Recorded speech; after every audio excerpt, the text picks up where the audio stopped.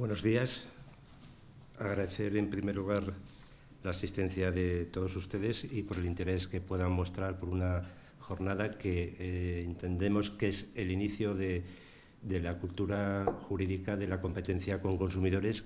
Este tipo de actividades para nosotros es pionera. Es la primera vez que la Unión de Consumidores de la Comunidad Valenciana organiza una actividad con este matiz y en este contenido que creemos que es muy importante en cuanto a la transparencia del mercado. Y a continuación voy a presentar a don Bernardo Rosell, que viene en delegación de la Directora General de Comercio y Consumo de la Generalitat Valenciana. Él es el jefe de inspección de bienes y de servicios y de mercado de la Consellería de Industria, Comercio y Consumo. Y sin más preámbulo le doy la palabra. Muy bien, gracias. Bueno, pues en primer lugar disculpar a doña Silvia Ordiñaga, que bueno, pues ayer tuvo un cambio de agenda y no ha podido estar aquí, que era su intención. Pues ella me ha dicho un poco el tema de lo que quería ella transmitir en la presentación de esta jornada, y es un poco el tema de que la Dirección General de Comercio y Consumo, pues en tema de protección de consumidores, trabaja en tres ámbitos muy claros, como es el de la formación y la información a los consumidores, en la cual juegan un papel relevante las asociaciones de consumidores, que son uno de los socios en esta defensa del consumidor y usuario. La solución extrajudicial de conflictos, bien con una mediación sencilla o por el sistema arbitral de consumo, y por último con las actividades de control de mercado. Una de las actuaciones prioritarias que se hacen en la Dirección General en cuanto a la atención de denuncias, de reclamaciones y de las inspecciones que hacemos por medios de campañas es el tema de las prácticas comerciales desleales. Este tema no ha sido objeto de revisión en la Directiva 2011-83 de Derechos de los Consumidores, que ha respondido varias directivas. Se ha considerado aplazado este tema. Ahora mismo se está en el proceso de revisión de la Directiva de Prácticas Comerciales Desleales y yo animo a todos los que puedan a participar en los procedimientos públicos de consulta que está haciendo la Comisión en este sentido, que ahora se han interrumpido también por el tema de las elecciones, que en el tema de la Comisión y del Consejo también influyen los procesos electorales. Pero es el último gran sector que tendrá que abordar la Comisión junto con las cláusulas abusivas. En este momento podemos ser conscientes de que llevamos ya 30 años de normativa de protección de los consumidores. Fue con la Ley General de Defensa de Consumidores y Usuarios en 1984 cuando se establece un marco normativo en la defensa de consumidores y usuarios de carácter general, que se ha visto ya la última modificación, la Ley 3/2014, que transpone esta Directiva 2011 y aprovecha para modificar ciertas cuestiones, pero deja aparte el tema de las prácticas comerciales desleales. La parte que a mí me toca, que es el servicio de inspección dentro de la Dirección General, bueno, pues tiene atribuida la parte de colaboración con la Comisión de Defensa de la Competencia en cuanto a la coordinación de acciones de inspección y colaboración con la misma para realizar las actuaciones. Ellos no tienen unos medios de inspección propios y nosotros somos el órgano colaborador en este momento. Sí que quisiera, aprovechando esto, pues dos reflexiones que me venían un poco en este momento sobre lo beneficioso que puede ser la competencia para los consumidores. Estamos viendo dos grandes sectores de servicios públicos, como es el de la telefonía, en el que pese a todos los problemas que genera, puesto que el 34% de las reclamaciones que recibe la Dirección General son en materia de telefonía, es un sector en el que vemos que hay una competencia de precios y una serie de ofertas que repercute en beneficio del consumidor. En cambio, en otro sector, como es el de la energía eléctrica, pese a una pretendida liberalización, hemos visto que esto se ha vuelto en contra del consumidor por una falta de competencia real a la hora de determinar los precios, en que se ha transformado en un producto especulativo. Y la segunda cosa sobre las que quería llamar la atención es que muchas veces cuando ves temas que se están abordando desde los órganos de defensa de la competencia, es que hace reflexionar social y también legislativamente al legislador sobre conductas que damos por asumidas o por asentadas, que son así y contra las cuales no se puede hacer nada, y cuando se hacen actuaciones de este tipo consideramos que son censurables socialmente. Y bueno, supongo que los ponentes darán ejemplo de estas actuaciones y creo que lo harán muy bien. Y con esto, gracias a todos y un saludo de la directora general. Muchas gracias, Bernardo, por tu presentación. También me comentaron del colegio que se excusa don César Verda, decano del Colegio Notarial, que no ha podido acudir por razones de su trabajo y que quería dar sus disculpas y hacer mención a esta actividad. Ahora vamos a continuación a presentar ya las ponencias y los ponentes, y la primera comenzará con el título que lleva Funciones y competencias de la Autoridad Autonómica de Defensa de la Competencia, que se disertará a cargo de don Francisco González Castilla, presidente de la Comisión de Defensa de Competencia de la Comunidad Autónoma. A continuación intervendrá doña Estella Solerneu Sanz, vocal de Comisión de Defensa de la Competencia, con la ponencia Conductas restrictivas de la competencia, acuerdos prohibidos por la legislación de defensa de la competencia. Y por último, doña María José Bañó, vocal de la Comisión de la Defensa de la Competencia, cuyo título de la ponencia será Incoación del expediente sancionador, denuncia, programa de clemencia e investigación. Y cuando queráis. Gracias, Pablo. En primer lugar, quiero agradecer a los organizadores, lógicamente, su esfuerzo desde la Unión de Consumidores, en la persona de Pablo Pajín Echevarría, a la hora de colaborar con este esfuerzo de promoción de la competencia que desde la Comisión de Defensa de la Competencia queremos llevar a cabo, sobre todo en el mundo del consumidor, que es algo que, por diferentes razones, pues quizá echamos en falta desde la Comisión, y también al señor Rosell por asistir y por subrayar con su presencia un poco la importancia que tiene la defensa de la competencia para el ciudadano como consumidor final de los bienes y servicios que las empresas ofrecen.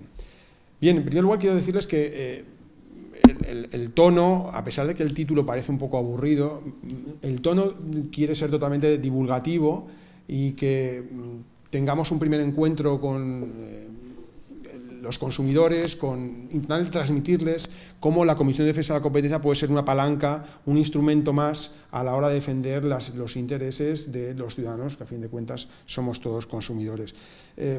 Tenía que hablar sobre funciones y competencias de la Autoridad de Defensa de la Competencia. He hecho un pequeño cambio, un matiz, y realmente voy a transmitirles un poco cómo funciona lo que yo llamo ahí la red de autoridades de defensa de la competencia españolas, porque esto es un debate que está en la calle. ¿Por qué hay autoridades autonómicas, autoridad en Madrid? ¿Cómo funcionan? ¿Cómo se organizan? ¿Eso tiene algún sentido? Y yo creo que era interesante subrayarlo.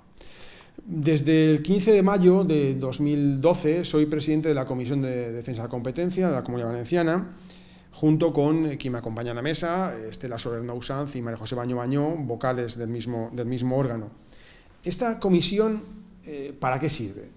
Bueno, tienen ustedes en la diapositiva, según el artículo 1 del decreto 50/2012 que regula la comisión, la función que tiene es preservar el funcionamiento competitivo de los mercados autonómicos valencianos y garantizar la existencia de una competencia efectiva en los mismos, protegiéndola mediante el ejercicio de funciones de resolución, sanciones, arbitraje y promoción, actos como el de hoy, promoción que su reglamento le atribuye expresamente.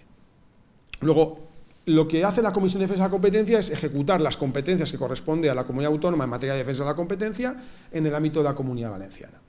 Sí que tengo que decirles que el órgano tiene una especie de dualidad un tanto difícil de reconciliar, porque por una parte es un órgano adscrito a la Consejería de Economía, pero por otra parte, como es obligado además por la Ley de Coordinación en materia de aplicación del Derecho de Defensa de la Competencia, que es la Ley 1/2002, como es obligado por esa norma, tiene que ser independiente y, por tanto, la propia normativa subraya que los miembros aquí presentes de la comisión pues somos inamovibles durante el periodo de nuestra elección, con unas causas tasadas de remoción, con una serie de incompatibilidades, y además se garantiza en la normativa que nos regula la separación entre la parte de instrucción, que lleva el Servicio de Defensa de la Competencia, que está adscrito a la Secretaría General Administrativa bajo la dirección directa de la Subsecretaría de la Consejería, que instruye los expedientes, y el órgano que resuelve, que es la Comisión de Defensa de la Competencia, que actúa, como digo, de forma independiente. Bien, pero ¿Cuál era nuestra intención a la hora de hablar con la Unión de Consumidores para iniciar este tipo de relaciones? Este es el primero de unos encuentros futuros que espero que se repitan sobre temas de defensa de la competencia. ¿Cuál era nuestra intención? Pues nuestra intención era, por una parte, dar a conocer una gran desconocida en el mundo de la protección del consumo, que es la Comisión de Defensa de la Competencia de la Comunidad Valenciana, y en segundo, porque creemos que es imprescindible una labor de promoción de la cultura de la competencia. Vamos a ver, cuando en 2012 nos nombran, tomándome una comida con unos amigos y tal, entre los cuales había algún traductor, el traductor me decía, hombre, menos mal que viene la competencia, porque, oye, hay unos inmigrantes de los países del este que hacen traducciones muy baratas. Hombre, es que de lo que se trata es eso, ¿no? Pero en este país tenemos una extraña cultura de la competencia, que más bien la inexistencia de la cultura de la competencia, donde parece que la competencia es algo malo y lo que interesa es ponerse de acuerdo con los precios, no sea que venga otro que lo venda más barato.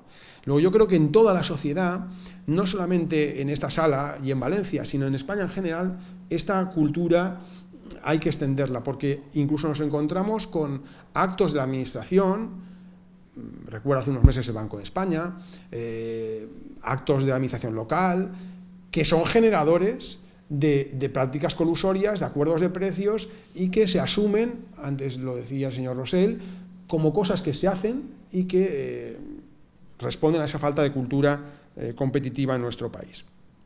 Además, el órgano no llega a ser conocido y por eso hay que hacer ese tipo de actos, de forma que nosotros hemos recibido algún expediente, me acuerdo de una abogada de Alicante para un tema de administración de fincas, que en vez de presentar la denuncia en Valencia, en la Comisión de Defensa de la Competencia, la presentó en Madrid, en la CNC, y luego Madrid la trasladó aquí. Luego es necesario terminar con esa incomunicación, ¿no? Y por otra parte, solamente hemos recibido una denuncia proveniente del mundo del consumo en este tiempo que llevamos, tampoco es mucho el tiempo que llevamos operando, que fue, como aparece en pantalla, una denuncia de Abacu sobre el tema de los uniformes escolares.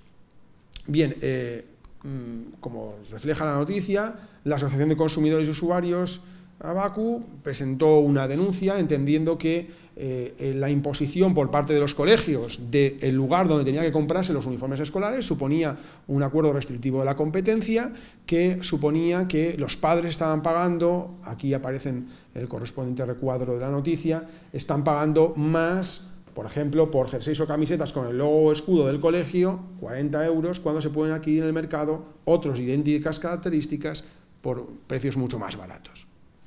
Bien, esta denuncia entró en la comisión y no llegó a una sanción porque, por razones jurídicas que no vienen al caso, no estábamos ante un comportamiento sancionable por la Ley de Defensa de la Competencia en estricto sensu. Sin embargo, después de esa denuncia de Abacu, en la comisión elaboramos un informe, lo tienen en pantalla, el primer informe de nuestra andadura de 2012 sobre la distribución exclusiva de uniformes colegiales en colegios concertados. Hicimos un estudio sobre cómo se explotaban los signos distintivos por parte de los colegios y si esa explotación en determinadas ocasiones podía o no incurrir en prácticas restrictivas o no, dependiendo de los... Y estos informes son también parte de nuestra labor. No siempre hay que sancionar, hay que hacer una promoción a través de ese tipo de actividades.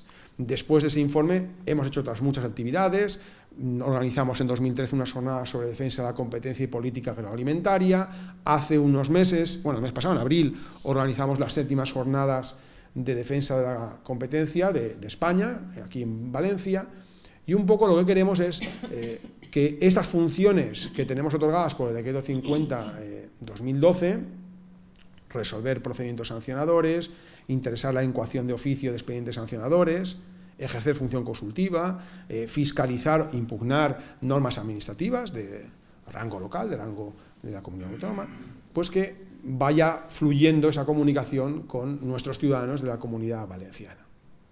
Luego, punto de partida, falta de cultura de la competencia que queremos solventar, ¿no? Pero es que además estamos convencidos de que la competencia beneficia a los consumidores.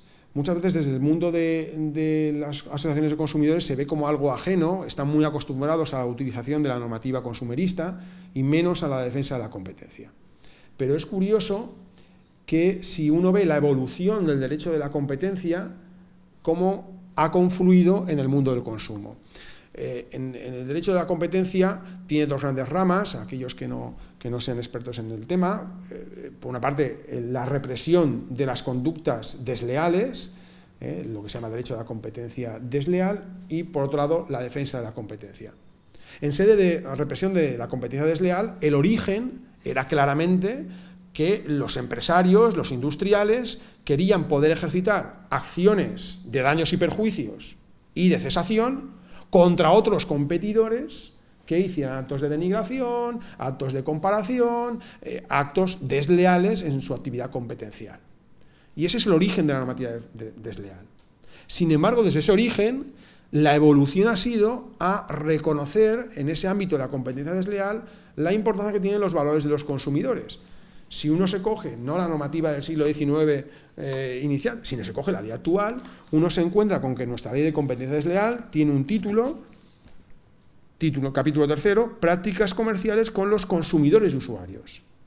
Luego, el derecho de competencia desleal, desde ser un derecho de sector, de empresarios en lucha con otros empresarios, se ha evolucionado reconociendo esas prácticas comerciales desleales, como por ejemplo prácticas engañosas por confusión para los consumidores, prácticas señuelo, prácticas promocionales engañosas, etcétera, prácticas piramidales, y eso se ve también en la propia legitimación activa para ejercitar las acciones de la ley de competencia desleal, que recoge la posibilidad de que cualquiera, no ya un empresario, pueda ejercitar esas acciones. Y el otro polo de la competencia también ha confluido al mundo del consumo. El derecho de defensa de la competencia nace como un derecho que parece proteger la propia institución, el propio hecho de la competencia en el mercado. Como saben ustedes, surge en Estados Unidos con la 1890, con las normas de protección antimonopolio. Sí que es verdad que el modelo americano y el modelo europeo son distintos, porque el modelo americano se basa en que la administración pública y los particulares aplican el derecho de defensa de la competencia en los tribunales civiles y penales, mientras que el modelo europeo hace descansar la fiscalización, la sanción de ese derecho de defensa de la competencia en entes administrativos, que en España sería la Comisión Nacional de Mercados y la Competencia y las autoridades autonómicas. Pero lo que decía es que esa evolución también se da en la defensa de la competencia y hoy en día se admite que, como luego señalará la profesora Solernou, a la hora de las conductas que aparecen, que son objeto de represión por la ley, el destino tiene que ser unos mejores precios, unos productos de mayor calidad y, por tanto, repercute en los consumidores. ¿De acuerdo? Les comentaba hace un momento, después de esta referencia al derecho a la defensa de la competencia en general, que éramos la Comisión de Defensa de la Competencia de la Comunidad Valenciana. Cuando tomé posesión, al cabo de un tiempo, me llamaron para ir a Madrid a una reunión del Consejo de Defensa de la Competencia, que, según el artículo 5 de la ley que regula la coordinación de todos estos entes, la ley 1/2002, es, digamos, el supremo órgano de cooperación entre autoridades de defensa de la competencia. Allí que me fui, me encontré en una sala muy elegante, donde estábamos a un lado las autoridades de defensa autonómicas y al otro lado otro tanto de representantes de la Administración del Estado. Por un lado tenía a mi izquierda a la presidenta del Tribunal Vasco de Defensa de la Competencia, más allá al presidente de la Autoridad Catalana de Defensa de la Competencia, entes que, a diferencia del nuestro, son entes con personalidad jurídica propia, desligados, con presupuesto propio y tal. Luego también estaban, por ejemplo, representantes de comunidades autónomas que no tienen órgano de resolución, sino solamente órgano de instrucción, servicios regionales de defensa de la competencia. En el curso de aquella reunión se hablaron de los grupos de trabajo que están dentro del Consejo de Defensa de la Competencia. También había un grupo de asignación que discutía quién se quedaba qué expediente en el reparto. También conocí al presidente de la Junta Consultiva de Resolución en materia de conflictos, que es un órgano que resuelve los conflictos entre entidades autonómicas. Bueno, la cuestión es que yo les ponía la misma cara que me ponen ustedes. ¿Todo este lío funciona bien? Pues bien, yo hoy, en estos minutos que me restan, quiero decirles que sí, mi labor era, por una parte, comunicarles que la Comisión de Defensa de la Competencia de la Comunidad Valenciana está abierta no solamente a las denuncias, que también, sino a cualquier tipo de colaboración, de promoción, de comunicación sobre defensa de la competencia que ustedes deseen plantearnos. La segunda parte de las mañana, a cargo de la profesora Estela y María José Bañó, vocales de la comisión, va a ilustrarles un poco sobre cuáles son las prácticas en las que podemos entrar, a efectos de que ustedes piensen si en su área o ámbito hay alguna conducta que les resulta sancionable. Y en segundo lugar, cuál es el procedimiento que se desarrolla para que entren las denuncias y cómo se resuelven. Pero yo aquí, en este momento, quería romper una lanza en favor de cómo funciona la defensa de la competencia en España, la aplicación administrativa de defensa de la competencia, porque creo que es uno de los únicos sectores descentralizados donde funciona la coordinación. Esto que siempre se dice, no, es que los vascos dicen una cosa, los catalanes dicen otra. Yo creo que aquí el esquema funciona bastante bien, no siempre es mejorable. Las preguntas que yo me hice en aquella reunión fueron, bueno, ¿cuál es el origen de esa estructura institucional, ¿no? de órganos administrativos de defensa de la competencia? ¿Cómo funciona la colaboración y coordinación entre estos entes? ¿Funciona correctamente? Y en caso de conflicto, ¿cómo se resuelven los conflictos entre autoridades? Un poco son las preguntas que yo quiero resolverles. Y para ello haré referencia a dos temas. El primer tema es cuál es la estructura de administración, perdón, cuál es la estructura institucional de aplicación administrativa de la defensa de la competencia en España. Y cuál es su fundamento constitucional. Y en segundo lugar, ¿cómo funciona? Es decir, algo que solamente se puede saber desde dentro. Y por eso quería comentárselo. Sean ustedes profesionales del derecho o simplemente interesados en los temas de competencia, hay algo que uno no sabe. Desde que presenta la denuncia, ¿qué es lo que sucede dentro de esta estructura institucional, ¿no? Empecemos con la estructura institucional en sentido estricto, los órganos administrativos de aplicación de la defensa de la competencia. Para eso tenemos que remontarnos al año 99. En el año 99 el Tribunal Constitucional dictó la que es la sentencia marco en materia de defensa de la competencia y delimitación de competencias entre Estado y comunidades autónomas, la sentencia 208/99.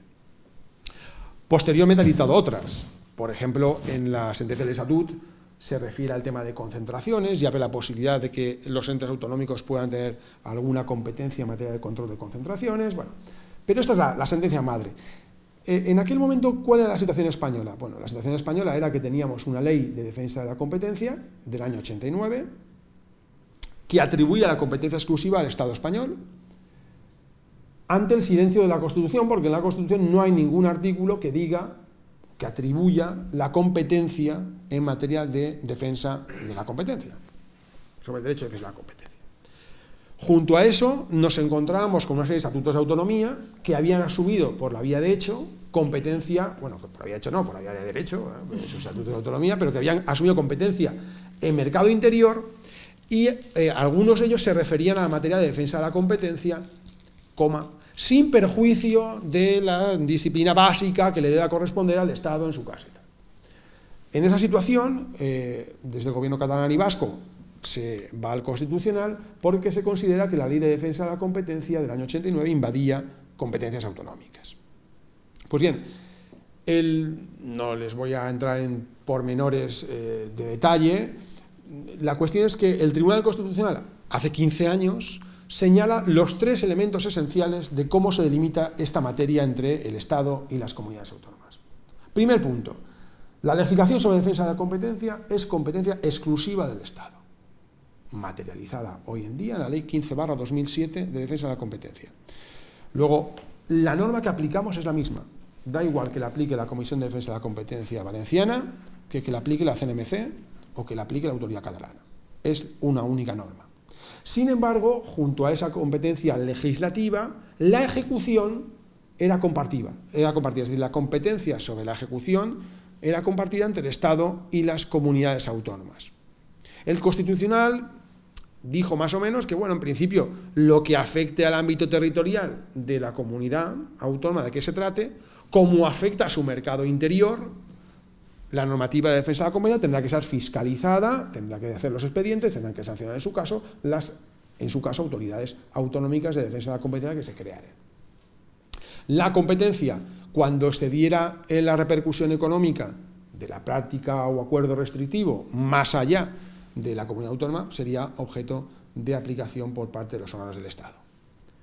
Y junto a ello un tercer elemento esencial, y es que el Tribunal Constitucional subraya que el Estado tiene que establecer mecanismos de coordinación, de colaboración, de información recíproca. Hablábamos antes de entrar de la unidad de mercado. La unidad de mercado es algo que está en la Constitución y el Constitucional aquí lo dice ya hace 15 años. Es decir, bueno, hay que intentar una aplicación homogénea de la Ley de Defensa de la Competencia. Y para eso cree usted órganos de coordinación. Surge así la Ley 1/2002, vigente todavía, de coordinación de competencias entre el Estado y las comunidades autónomas, que es un poco la que regula todo esto que les quiero contar de cómo entran los expedientes, cómo se solucionan los conflictos, antes de que mis compañeras hablen de derecho material, que a ustedes les interesa. Sobre todo porque me ha sorprendido desde mayo de 2012 lo bien que funciona, relativamente siempre, ¿no? Pero lo bien que funciona frente a otros ámbitos del derecho en el que esa coordinación quizá no existe tanta.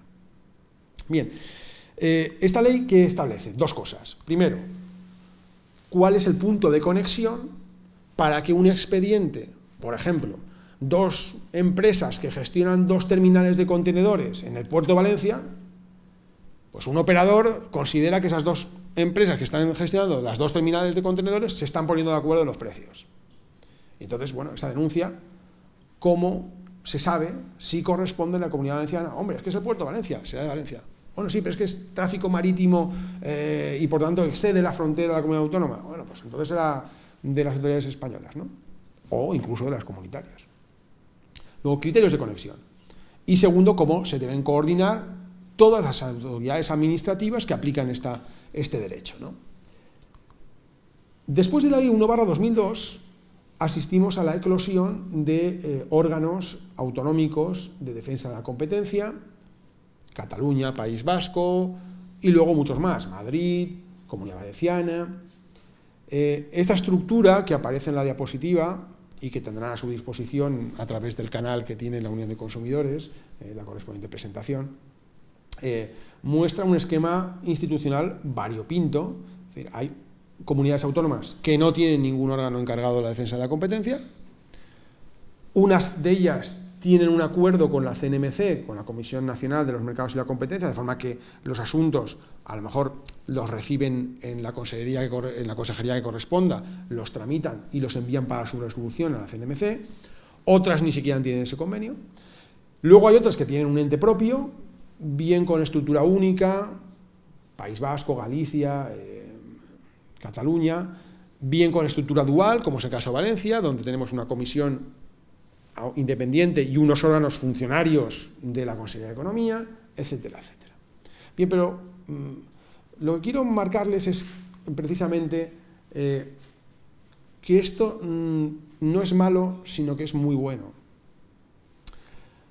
El informe de Cora, del verano pasado, el informe de la Comisión para la Reforma de las Administraciones Públicas, mencionaba, entre todas esas estrategias de eliminación de duplicidades del Estado español y tal, mencionaba las autoridades autonómicas de defensa de la competencia y consideraba, en mi opinión equivocadamente, que lo que debía ocurrir es que se fuera hacia un modelo en el que las comunidades autónomas solamente instruyeran expedientes y que la resolución fuera solo de la CNMC. ¿Por qué creo yo que el informe, bueno, hacía algunas referencias sobre unidad de mercado y tal? Porque yo creo que el funcionamiento en estos 10 años de autoridades autonómicas junto a Autoridad Nacional, nosotros llevamos menos, pero el recorrido es desde el año 2002, arroja resultados muy positivos. Primero, no existe una duplicidad entre los órganos autoridades autonómicas y la central, ninguna duplicidad. Se aplica la misma normativa y dos, siempre que se asigna un expediente, se asigna exclusivamente a una autoridad. Si corresponde a la valenciana, corresponde a la valenciana, y si corresponde a la nacional, corresponde a la nacional. Luego no hay duplicidad ninguna, ni hay dualidad de ordenamientos, porque la ley es una.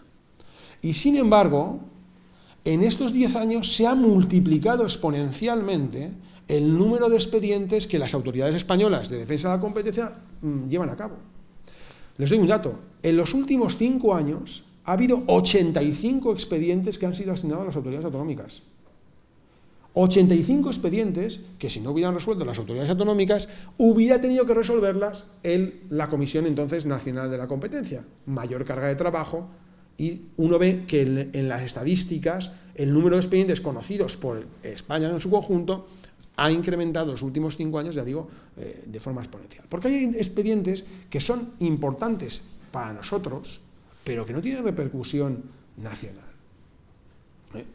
Hablábamos de los uniformes escolares, pero se puede hablar tema de funerarias, tema del taxi, tema de colegios profesionales.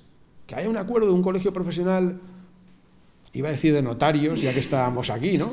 Pero bueno, que haya un acuerdo de colegios profesionales de notarios que a lo mejor se considere que está restringiendo la competencia entre unos notarios de Villarreal y uno de Castellón que dice que tal, bueno, es algo que tiene repercusión, hombre, evidentemente para los notarios de Villarreal puede que les interese muchísimo y tiene una repercusión y tiene que fiscalizarse, pero a efectos nacionales, todos esos expedientes que son importantes en lo local pero tienen repercusión han podido ser llevados a cabo con el nuevo sistema de delimitación, ¿no? Ahora, tengo que mencionarlo, ya no existe la CNC, ahora lo que existe desde el 4 de junio de 2013, bueno, empezó a andar en octubre pasado, es la Comisión Nacional de los Mercados y la Competencia, que todavía subraya más este problema, porque ahora la Comisión Nacional de los Mercados y la Competencia agrupa a competencia y a todos los sectores regulados, telecomunicaciones, postal, etcétera, etcétera. Luego es un órgano enorme. Bien, pero eso en cuanto a la estructura. Quiero terminar en unos minutos mi exposición haciendo referencia a cómo eso se coordina, porque yo les he dicho que les iba a contar un poco como insider del sistema cómo funciona. Bien, la ley de coordinación, la ley 1/2002, asume un punto de conexión exclusivamente territorial. Lo tiene ahí en pantalla. Corresponderá al Estado el ejercicio de las competencias reconocidas en la Ley de Competencias de la Competencia. La ley ahora no es la 89, es la de 2007. Respecto de los procedimientos que tengan por objeto las conductas previstas en los artículos 1, cuando las citadas conductas alteren o puedan alterar la libre competencia en un ámbito supraautonómico o en el conjunto del mercado nacional, aun cuando el ejercicio de tales competencias haya de realizarse en el territorio de cualquiera de las comunidades autónomas. El punto de conexión desde el punto de vista jurídico es correcto, es decir, las conductas deben ser sancionadas o deben ser instruidas no por el lugar donde se producen, sino por el lugar donde generan efectos. Luego, si los efectos exceden del ámbito de la comunidad autónoma, conocen los órganos nacionales.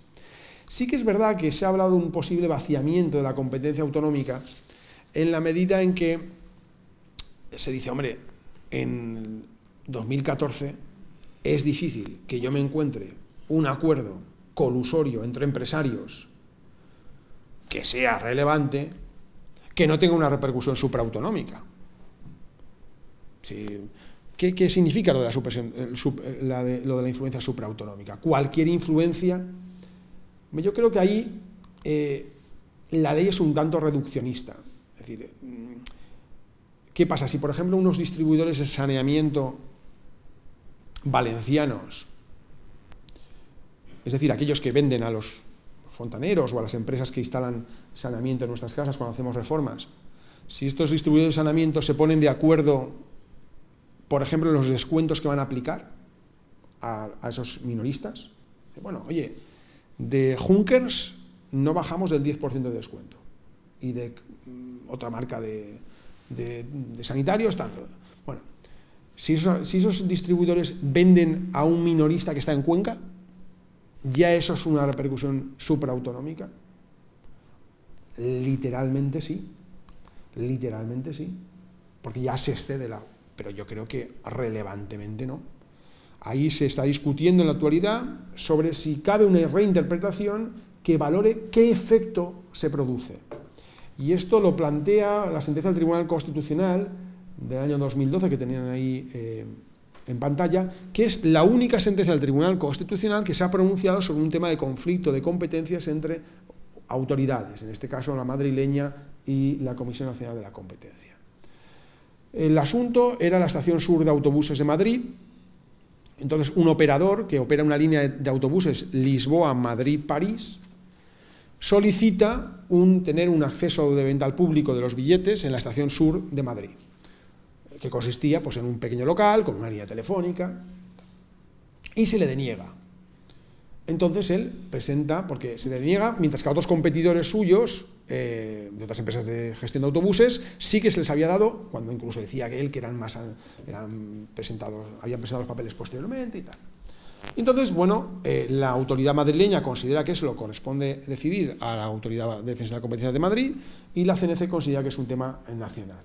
La sentencia del Tribunal Constitucional, que se pronunció sobre el aspecto, considera que la competencia es la Comisión Nacional, pero sí que es verdad que hay un voto particular de la ponente donde plantea este problema y dice, bueno, habrá que valorar qué efectos tiene esto, porque si realmente es una línea, que por otra parte sería una línea europea en todo caso, pero si aquí de lo que se discutía es de que no vendía billetes al público consumidor de Madrid en la estación sur, pues parece que la repercusión internacional, la Comisión Supraautonómica, por mucho que sea una línea que va hacia París, no se ve. Digamos que es un planteamiento que quiero dejar sobre la mesa porque este criterio territorial ha planteado problemas.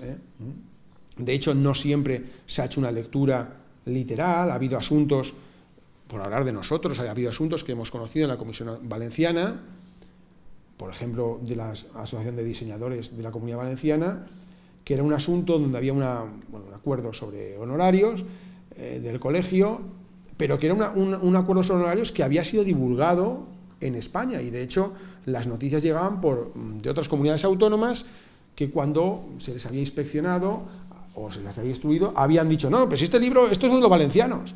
Entonces, sin embargo, en un asunto que conocimos nosotros y la CNC consideró que era local.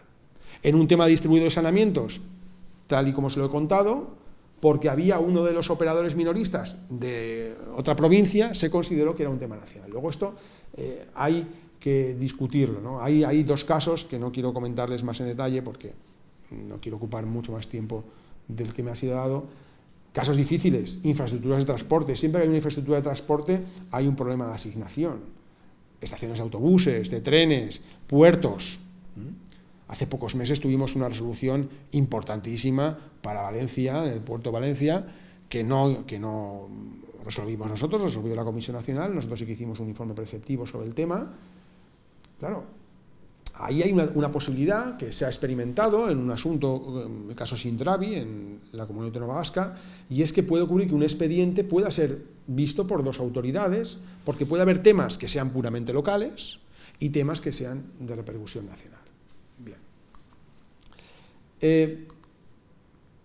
Y ya para finalizar, ¿qué ocurre desde que se presenta una denuncia? Luego la vocal María José Bañó les contará cómo ustedes pueden interponer la denuncia y qué trámites se siguen, etcétera, etcétera. Pero yo digo, a efectos de España, cuando hay un acuerdo, por ejemplo, posible acuerdo entre dos empresas que llevan la terminal de contenedores del puerto de Valencia, ¿cómo se organizan las autoridades y cómo hace para una aplicación homogénea?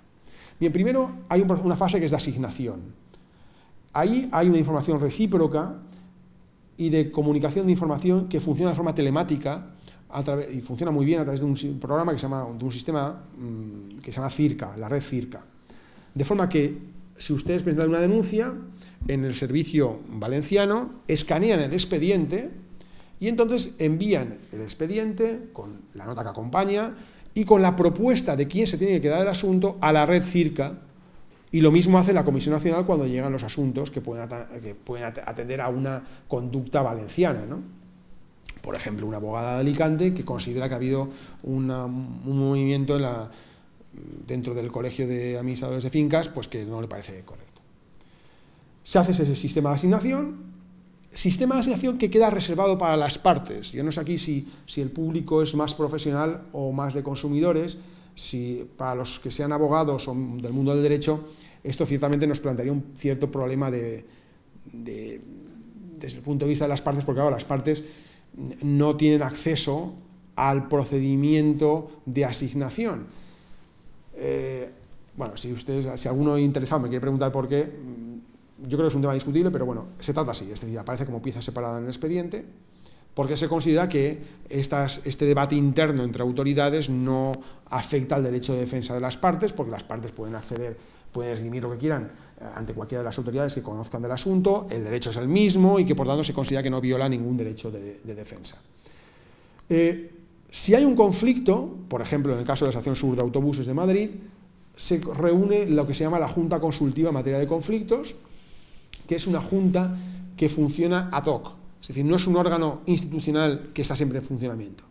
Tiene un presidente, que es el catedrático de Derecho Mercantil Guillermo Jiménez Sánchez, de Sevilla, y cuando hay un conflicto que no se soluciona por la vía del diálogo, entonces la autoridad valenciana puede decir, oye, no, mira, yo creo que esto tiene que ir a Junta de Conflictos y tenemos que discutirlo. Se reúne el presidente, Guillermo Jiménez Sánchez, junto con otros representantes de la Administración del Estado y 2 representantes de la comunidad autónoma correspondiente. Los 4 en 15 días tienen que resolver el asunto de a quién se asigna ese expediente. Contra lo que diga la Junta Consultiva de materia de conflictos, cabe recurso al Tribunal Constitucional. Uno en España, y sobre todo en los últimos tiempos, podría pensar, bueno, aquí deben estar peleándose todos los días, los catalanes, los vascos, los valencianos, y lo digo así en tono coloquial porque es lo que todos pensamos, ¿no? Sin embargo, ha habido solamente 4 asuntos que han ido a la Junta de Conflictos. 4 asuntos, de ellos 2 además se refundieron en uno. Uno es el de la estación de autobuses, otro tema era Telefónica y Euskaltel, un tema de líneas de teléfono del País Vasco. ¿Y por qué ha habido escasa conflictividad? Primero, porque siempre hay un diálogo previo entre autoridades que funciona, se lo digo desde dentro, yo no lo conocía hasta que he sido nombrado, funciona muy bien, es decir, se intenta buscar un consenso con reuniones en Madrid, con lo que haga falta, cuando hay un asunto que se considera, bueno, pues esto es del puerto de Bilbao, ha habido un pliego de condiciones para la explotación de no sé qué en el puerto de Bilbao y se considera que ha habido un acuerdo restrictivo. Bueno, vamos a intentar llegar a un acuerdo para ver quién tiene que encargarse del asunto. Y luego, en segundo lugar, porque hay un muy buen trabajo en el nivel de instrucción, no en el nivel de resolución, que es el que nosotros representamos, sino en los funcionarios españoles que instruyen los expedientes. Hay reuniones periódicas, comunicación muy fluida, donde van pautando acuerdos sobre cómo asignar los expedientes. Entonces examinan históricamente los expedientes que ha habido, el tema colegios profesionales, la autoridad autonómica, cuando es la Junta Consultiva de no sé qué, no sé cuánto, pues y van delimitando, van creando un sistema, yo siempre digo que homogéneo, que no uniforme, de forma que conseguimos llegar a más sitios y con menos problemas entre autoridades. Y por último está el Consejo de Defensa de la Competencia, que es el órgano de coordinación, que se reúne como mínimo una vez al año, de hecho se reúne una vez al año, salvo cosas extraordinarias, y donde se adoptan acuerdos generales, pero sobre todo, además de la reunión anual, lo que importa son los grupos de trabajo que se organizan dentro de ello. Tenemos un grupo de promoción, donde todos estos informes que salen en prensa, hace poco, el informe sobre gasolineras, sobre el mercado de la energía, sobre colegios profesionales, todos estos informes que de vez en cuando salen de la CNMC, realmente participamos todos en su elaboración. Entonces, hay un grupo de promoción que se encarga de tramitar datos de Valencia, datos de País Vasco, tal, y se organiza este tipo de cosas dentro del Consejo de Defensa de la Competencia. El exceso de celo coordinador también puede tener sus riesgos. Yo, que soy jurista y vengo de la universidad, siempre soy con eso más escrupuloso, y es que a mí me plantea un problema de jerarquía normativa. Lo planteé en el último Consejo de Defensa de la Competencia, donde dije, bueno, yo no sé hasta qué punto esto puede ser un soft law, un acuerdo adoptado en el Consejo de Defensa de la Competencia, donde se diga, por decir algo, que los trámites de asignación no se van a dar a conocer a las partes. Bueno, pues yo no sé si esto tenemos la capacidad de poder dictar una disposición general sobre esto, ¿no? Un principio de jerarquía y posible infracción de competencias al resto de comunidades autónomas si se adoptan criterios que van en contra de lo que dice la normativa autonómica que corresponda. Bien, esta red todavía podría reforzarse más. Yo creo que hay 2 mecanismos. Uno es que tenemos que ir hacia una reinterpretación del punto de conexión, de forma que valoremos qué asuntos tienen repercusión en nuestro ámbito local y qué asuntos tienen realmente repercusión estatal. Pero una segunda posibilidad que se puede hacer ya es a través de una cosa que quizá no conocen, que es el informe preceptivo no vinculante, que es un informe que emitimos las autoridades autonómicas de defensa de la competencia cuando hay un asunto que es muy relevante económicamente para la comunidad autónoma, aunque lo vaya a llevar la CNMC. Por ejemplo, el tema de puertos.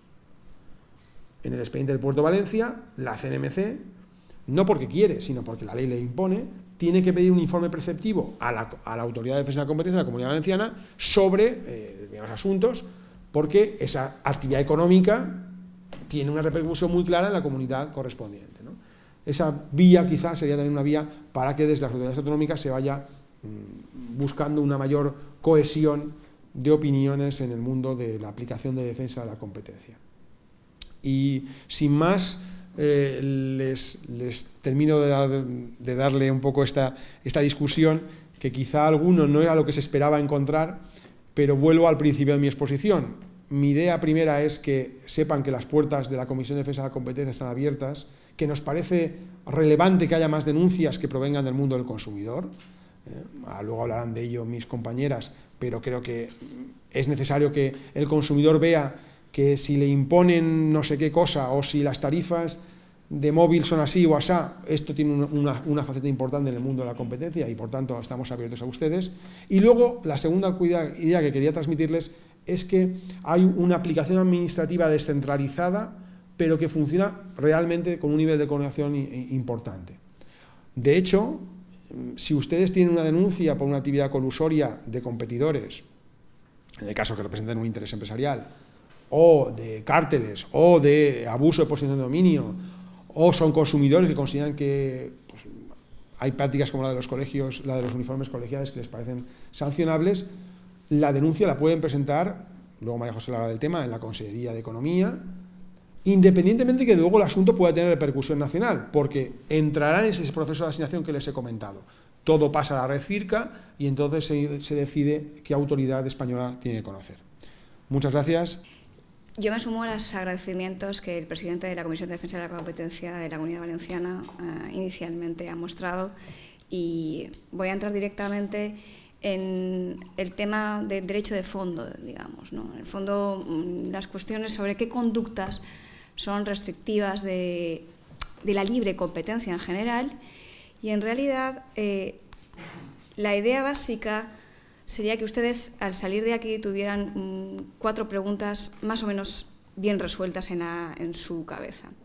Serían las siguientes: ¿quién puede restringir la competencia? ¿Cómo pueden hacerlo? O sea, no solo quién, sino de qué manera pueden restringir la competencia. Y ante eso, ante qué restricciones, de las que puede haber, que son muchas, la Comisión de Defensa de la Competencia de la Comunidad Valenciana puede actuar, y de qué manera puede actuar. Porque además, sobre todo, es si puede actuar directamente o de una manera a lo mejor indirecta.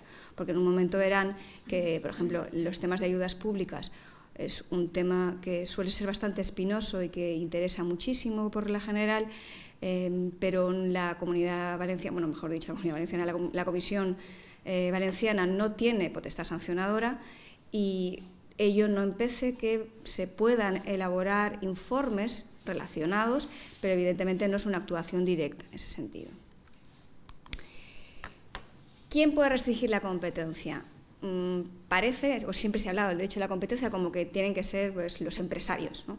Parece que la cabeza únicamente sea el empresario, que se ponen de acuerdo con sus conductas colusorias y lo que quieren es eliminar, por un lado, a los que entran como competidores y además establecer barreras de entrada para que no entre nadie más. Y los típicos que siempre han sido los acuerdos de precios, al final establecer precios mínimos donde el consumidor pues tiene que pagarlo sí o sí, porque la oferta es una sola, y todo se centraba, parece, en la idea del empresario. Cosa que es errónea, no es cierta, porque la restricción puede venir de diversos frentes. Por un lado, el propio Estado puede restringir la competencia. El mismo Parlamento, y dentro del Estado, o sea, el Estado en un concepto amplio de Estado, ¿no? Donde entrarían el Parlamento, donde entrarían las administraciones públicas y evidentemente también los particulares. Y ahí están los empresarios y la empresa, porque además dentro del derecho de defensa de la competencia se utiliza un concepto muy amplio de empresa, que no entraremos muy a fondo nosotros en ello, pero sí que no es estrictamente el empresario mercantil, definido según nuestra legislación mercantil, nuestro Código de Comercio, sino es un concepto más amplio, pero es que incluso un colegio profesional, estamos en serio un colegio profesional, al que esperemos que no nos lo tomen como una ofensa, pero efectivamente un colegio profesional, que evidentemente no es un empresario mercantil, tiene incluso, es una corporación incluso de naturaleza pública, pues puede también restringir la competencia.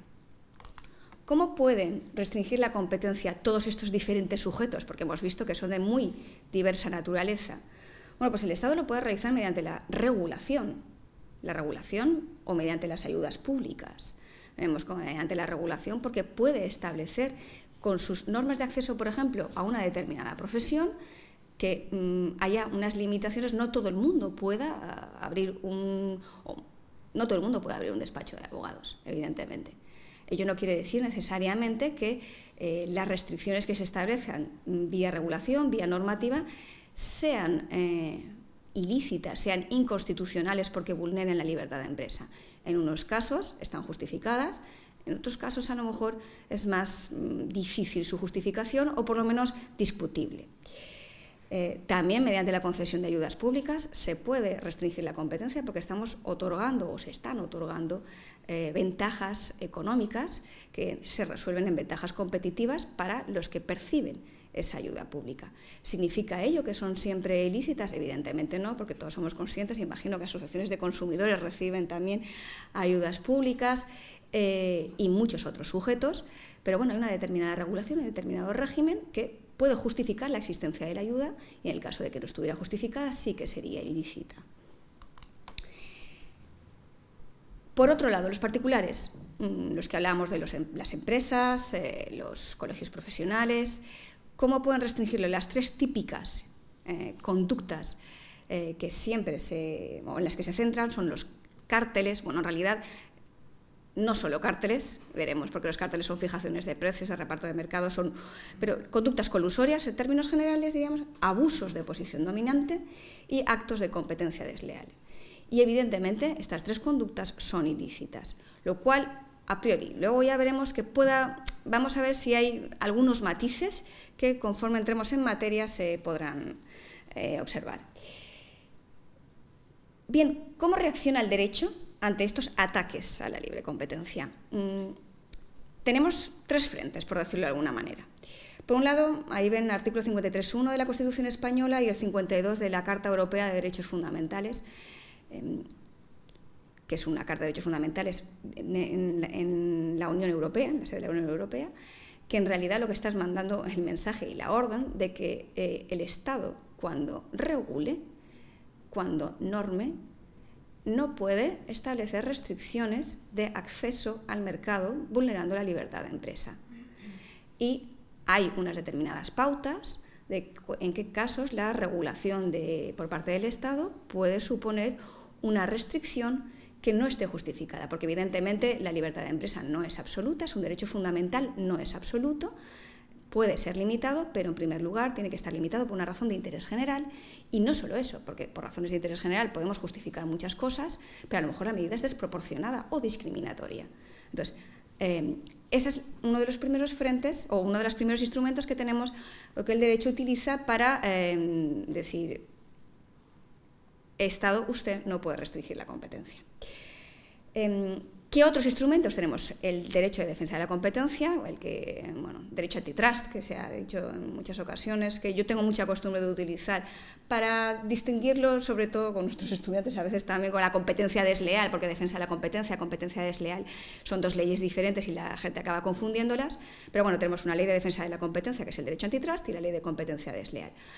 El derecho antitrust reacciona frente a conductas tanto de los particulares, incluso del Estado, por ejemplo, con el tema de las ayudas públicas, incluso porque a lo mejor también el Estado puede actuar, no directamente, son empresas públicas que también pueden realizar conductas colusorias o abusos de posición de dominio también.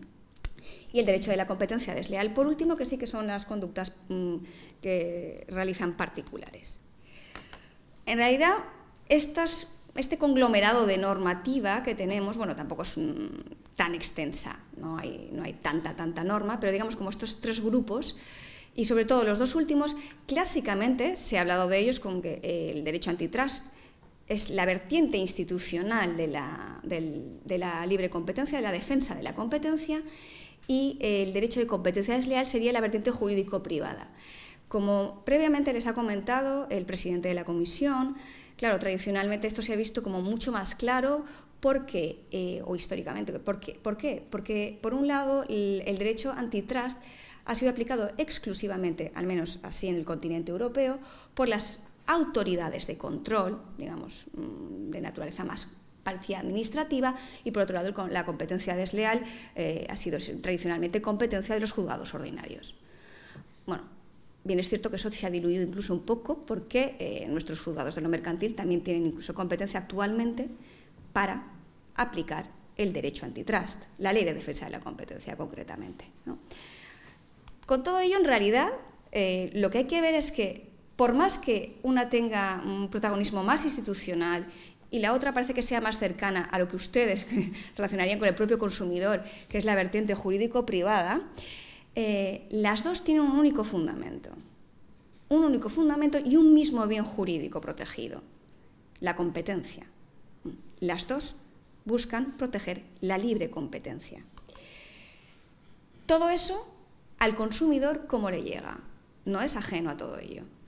Al consumidor el hecho de que haya una libre competencia bien ordenada y que funcione, eso se resuelve en su favor en una mayor oferta, un mejor precio y una mejor calidad de los productos y de los servicios.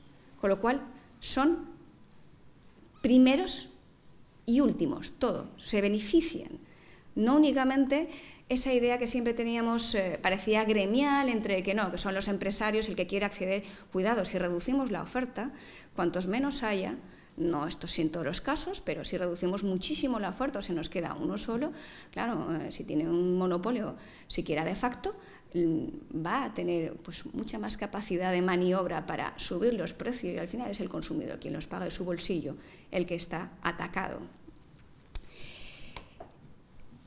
De todas estas conductas que hemos estado mencionando, ante cuáles puede actuar directamente la Comisión de Defensa de la Competencia de la Comunidad Valenciana.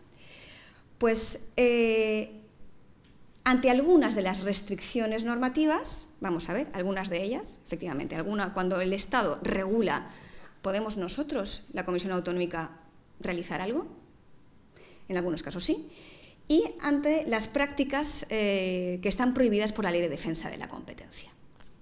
Y vamos a entrar un poquito en ellas.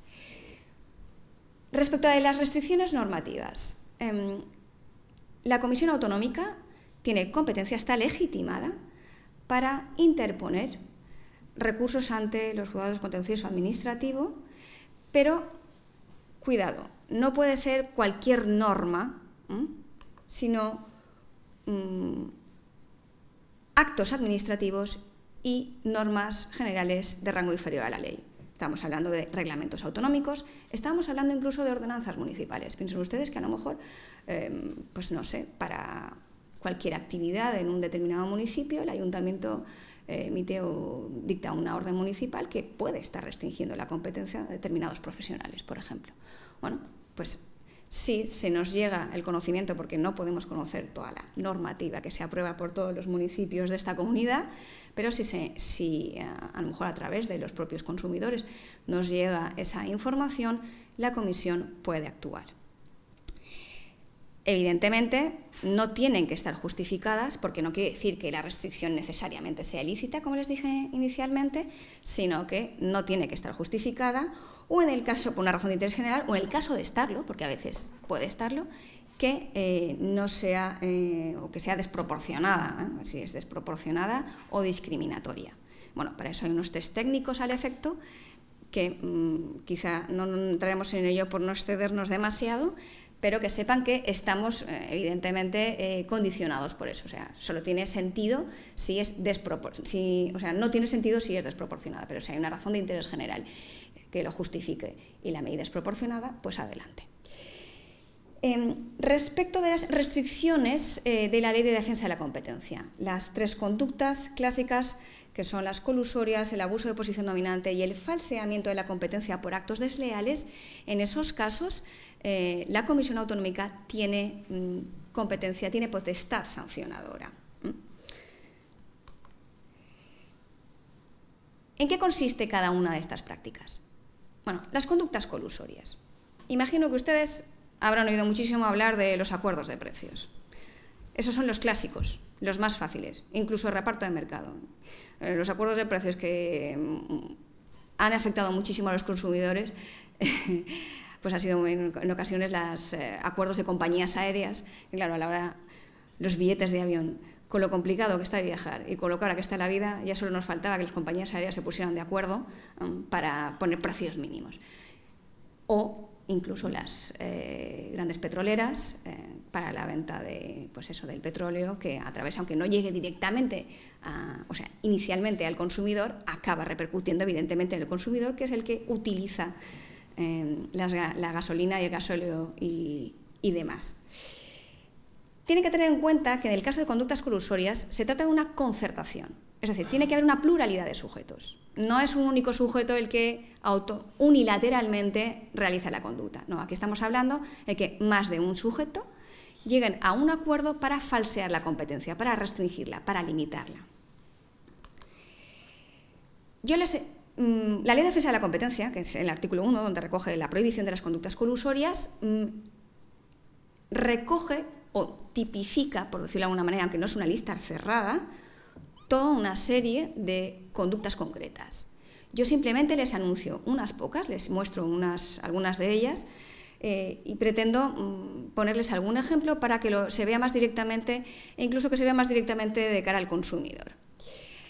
Fijación directa o indirecta de precios, como el que yo les acabo de decir, pero claro, eso nos parece como que son las grandes compañías y eso como que excedería de la comisión autonómica, aunque recuerden que también, como les ha dicho el presidente previamente, se puede interponer una denuncia a la comisión con independencia de que luego el asunto vaya a ser conocido por esta comisión o por la Comisión Nacional. Bueno, pues ejemplos que ha habido a lo largo de la historia, incluso de los principios del Tribunal de Defensa de la Competencia, anteriores a la CNMC y a la Comisión Nacional anterior,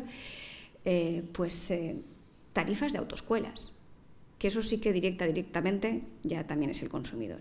Y eso sí que en muchas ocasiones ha sido en mercados reducidos de ámbito infraautonómico. O el precio del pan, también se ha dado la ocasión. Pero claro, cuidado, no es simple y llanamente que se fije directamente. Todos tenemos que vender a 85 céntimos la barra de pan. No, se puede hacer de manera indirecta. ¿Cómo? Pues un ejemplo, quedamos todos de acuerdo en reducir el tamaño de cada barra, pero mantenemos todos el precio. Bueno, eso es otra manera de afectar. Fijación directa o indirecta de condiciones comerciales. Pues fíjense, condiciones comerciales pueden ser en materia de ascensores. Sabrán ustedes que a lo mejor el mantenimiento de los ascensores en las comunidades de propietarios a lo mejor son contratos de duración, suelen ser largos. Sí. Pues imagínense ustedes que todas las empresas o un porcentaje muy elevado de empresas de mantenimiento de ascensores, a la hora de contratar con las comunidades, todas establecen la misma duración del contrato. Bueno, pues eso sería sospechoso, cuando menos, y además, a priori, sería una fijación de condiciones comerciales. O, por ejemplo, un caso también que ha habido concreto de obligación de adquirir material didáctico de autoescuelas a través de una asociación. O sea, la asociación de autoescuelas, una asociación provincial de autoescuelas, adquiría el material didáctico de quien fuera una determinada editorial y todas las autoescuelas tenían obligación de adquirir todas las que estaban asociadas tenían obligación de adquirir ese material y además a través de la asociación. O sea, no se podían salir para nada, no tenían autonomía en absoluto para decidir si quieren otro material didáctico y a lo mejor más barato. Y eso evidentemente a quién afecta luego, al consumidor, que es el que va a matricularse en la autoescuela para sacarse el carnet de conducir y le toca también comprar a lo mejor material didáctico.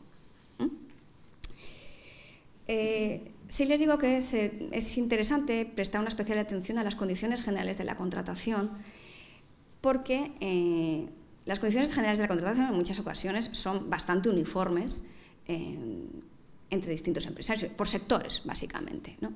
Ello no quiere decir necesariamente que esa uniformidad de las condiciones generales de la contratación sea necesariamente ilícito, porque hay supuestos en los que, bueno, vamos a ver que hay excepciones al carácter ilícito de estas conductas y en el caso de las condiciones generales suele ser uno, el de la uniformidad de las condiciones generales, porque ofrece muchas ventajas, el hecho de que haya una uniformidad.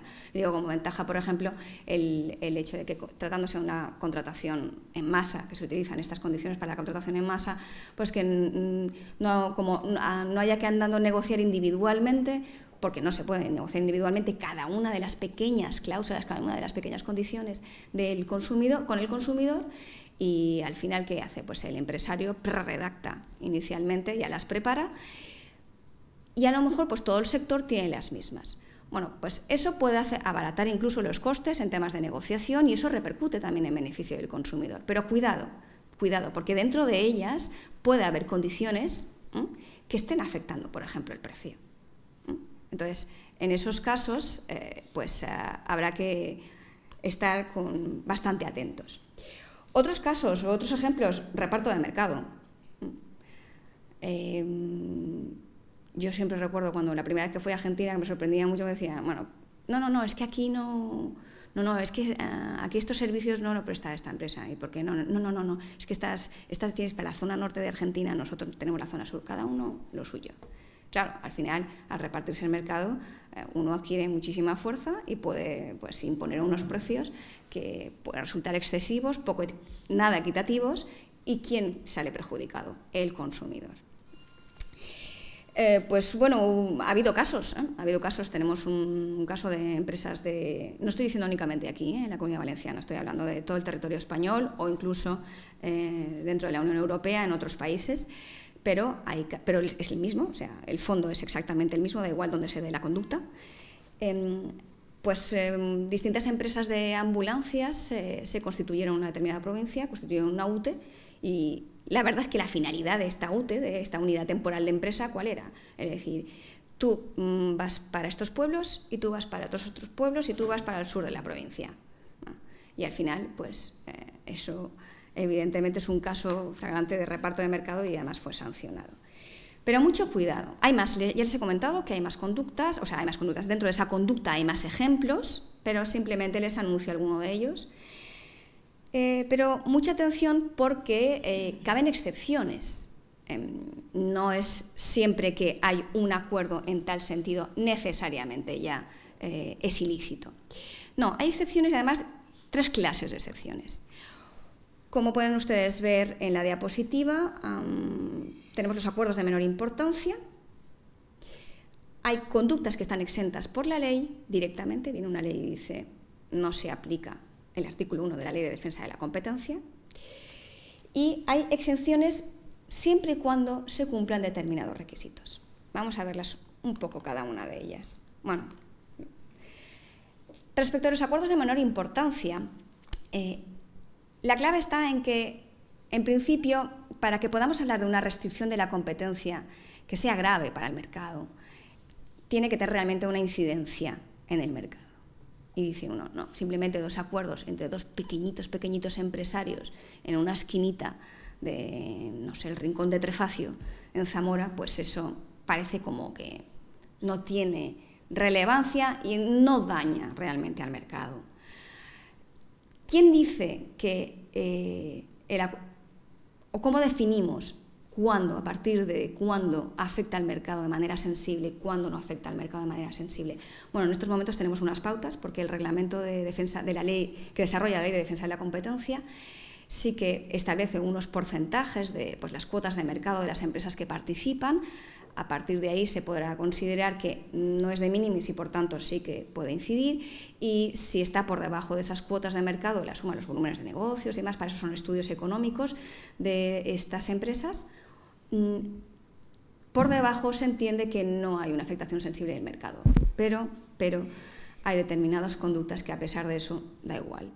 Si estamos hablando de lo que los ingleses llaman el hardcore, las conductas más graves, las muy graves, que son las de acuerdos de precios y condiciones comerciales, reparto de mercado y limitación de la producción, esas no podemos decir que no se pueden beneficiar por el hecho de decir es un acuerdo de minimis. No, si 2 se ponen de acuerdo respecto del precio, pueden ser sancionadas ya directamente. Conductas exentas por la ley. Yo les voy a poner un ejemplo donde probablemente lo vean bastante claro. No se puede abrir una farmacia donde uno quiera. Las farmacias, el número de farmacias en la provincia y en cada población va en función de la densidad de la población y bien determinados por el colegio profesional. Eso está admitido por ley. No es que esté admitido, es que está permitido por la ley y está regulado por la ley. Con lo cual, eso es un reparto de mercado en realidad, porque yo no puedo abrir una farmacia al lado de otra farmacia. Pero hay una ley que lo permite, con lo cual está exenta. Y por último, exenciones bajo determinados requisitos. Yo les he reproducido el precepto aquí, es en el párrafo tercero del artículo 1 de la Ley de Defensa de la Competencia, porque uno cuando hace unas diapositivas intenta resumir con frases, pero la verdad es que esta es complicada de resumir en frases cortas. Entonces he pensado que lo más sensato era reproducirlo, aunque canse un poco ver tanta letra ahí. Pero si permiten que la práctica siga adelante, la conducta siga adelante, cuando contribuyan a mejorar la producción, la comercialización y la distribución de bienes y servicios o a promover el progreso técnico o económico siempre que, y vienen las tres condiciones además de la primera que ya se ha dicho, permitan a los consumidores y usuarios participar de forma equitativa de sus ventajas, no impongan a las empresas interesadas restricciones que no sean indispensables para la consecución de aquellos objetivos. ¿Qué objetivos? Los de mejorar la producción, de la comercialización y distribución de bienes y servicios. Y, por último, no consientan a las empresas partícipes la posibilidad de eliminar la competencia respecto a una parte sustancial de los productos o servicios.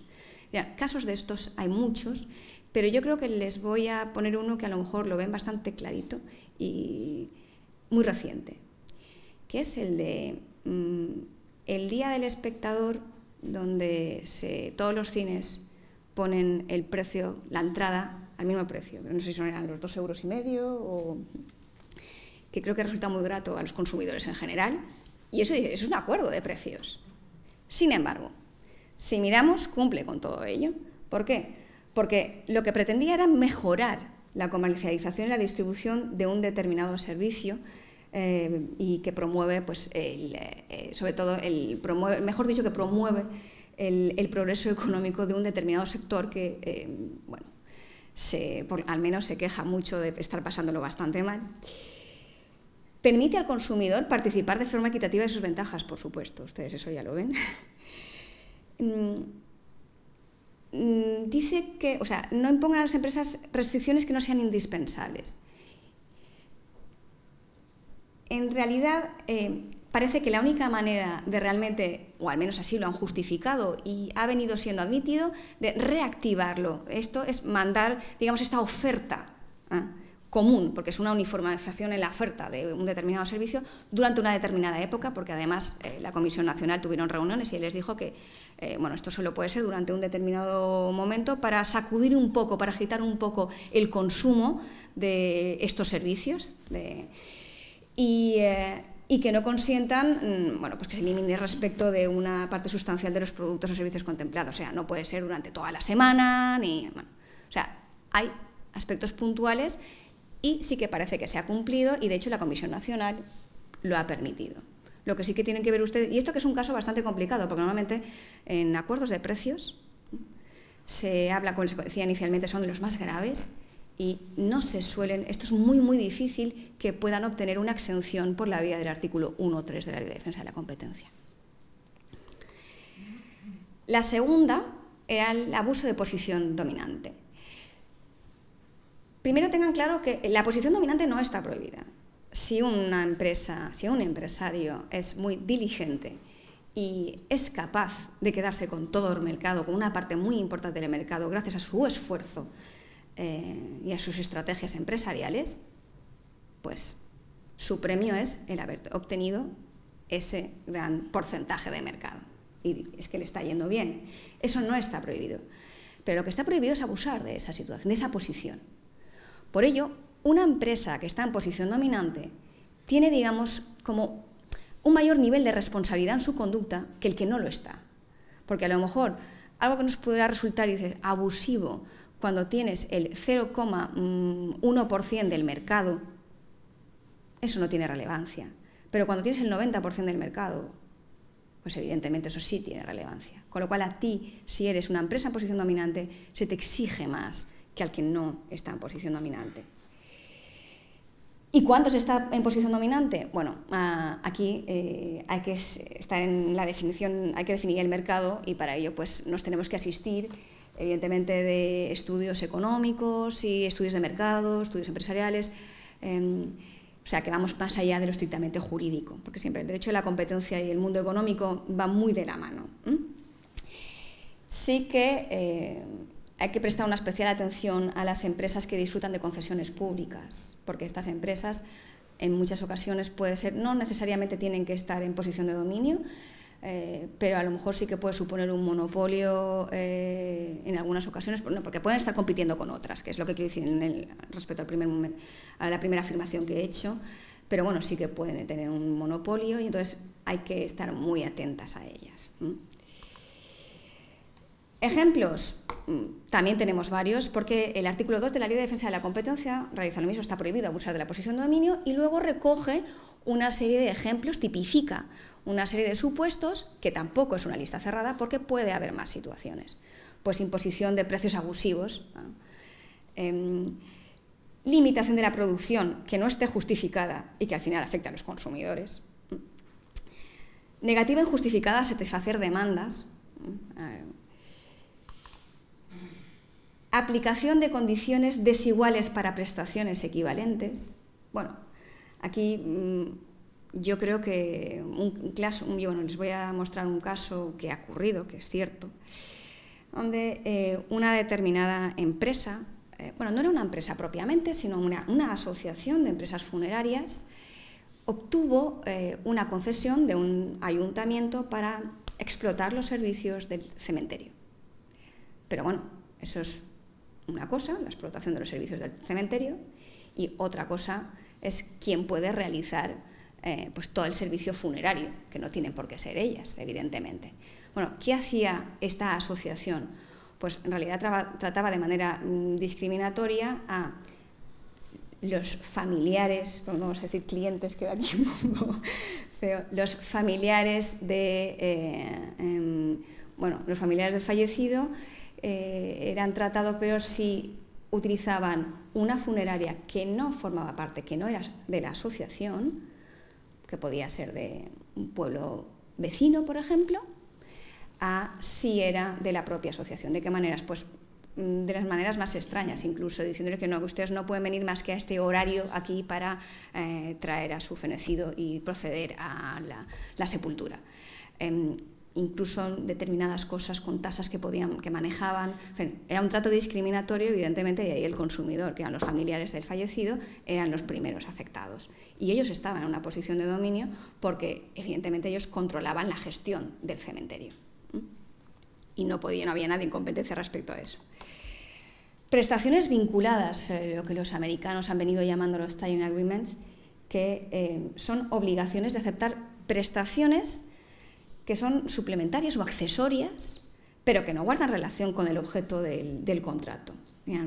Que, por ejemplo, pues imagínense una empresa que puede ser una concesionaria, puede ser otra empresa que esté, no sé, se me ocurre, esto no es exactamente, no tiene por qué haber ocurrido así, pero que una empresa concesionaria de la gestión de autopistas pues obligar a que para el pago mediante tarjeta pues se utilizarán tarjetas que son emitidas por la propia empresa. Pues eso sería un abuso de posición dominante, porque solo ella puede gestionar, solo ella gestiona, nadie compite con ella y te está obligando a que si tú pasas por la autopista utilices sus tarjetas. Y ya para cerrar, los actos desleales, que quizá a ustedes estos les resulten más familiares porque, sobre todo en temas de publicidad desleal, publicidad engañosa, actos desleales, los consumidores siempre han estado más cerca y han sido más guerreros. El artículo 3 de la Ley de Defensa de la Competencia también contempla la posibilidad de que conductas desleales restrinjan la competencia desde otra perspectiva, o mejor dicho, no desde otra perspectiva, me corrijo, sino que incidan de manera demasiado grave en el mercado y, por tanto, esa vertiente institucional que tenemos con el derecho antitrust, entre a jugar. Entonces, para que nosotros, la Comisión de Defensa de la Competencia de la Comunidad Valenciana, pueda conocer de estos asuntos y resuelva que el asunto o que la conducta desleal es ilícita por la Ley de Defensa de la Competencia, cuidado, no basta con que la conducta sea desleal. Tiene que ser desleal en el sentido de la Ley de la Competencia desleal. Eso sí, pero no es suficiente con ello, porque si solo fuera eso, ya se tiene el otro instrumento, que es la Ley de Competencia desleal, y ya están los juzgados de lo mercantil pudiendo conocer de este tema. Pero sí que, a lo mejor, la incidencia en el mercado, por eso fíjense que ahí pone, los actos desleales afecten al interés público. ¿Y qué significa el interés público? Porque cualquier cosa puede ser interés público. No, aquí está, al final, después de muchas discusiones, bastante delimitado, que es que hay un impacto relevante, importante en el mercado. No ha habido muchos casos, porque la verdad es que siempre ha habido bastantes denuncias sobre actos desleales ante las autoridades de control de la competencia. Pero muchos de ellos han sido resueltos negativamente, mejor dicho, archivo de los expedientes, por entender que no ha habido un impacto importante en el mercado y, como les decía, eso no significa que no pueda atacarse por la Ley de Competencia desleal, porque ahí está.